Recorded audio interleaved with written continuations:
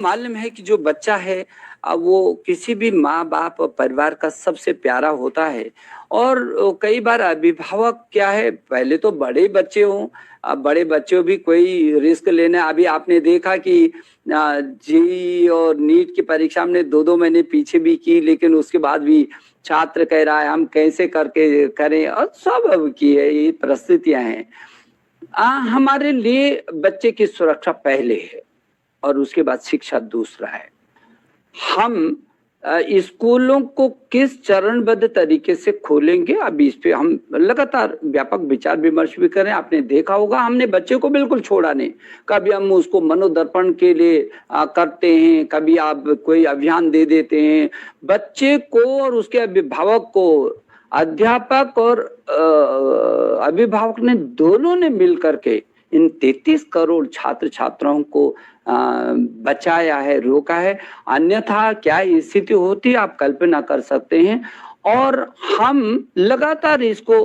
बातचीत कर रहे हैं। हमने परीक्षाओं को किस तरीके से आयोजित किया, फिर किस तरीके से उनको आगे लाए हैं। अभी हम गृह मंत्रालय के साथ और स्वास्थ्य मंत्रालय के साथ लगातार परामर्श कर रहे हैं। जब जिस राज्य में कैसी स्थिति आती है, फिर राज्यों के साथ परामर्श करके वो क्या चाहते हैं और वो अभिभावकों के साथ इसलिए मैं सभी राज्यों के माननीय शिक्षा मंत्रियों के साथ मेरा लगातार संवाद होता है और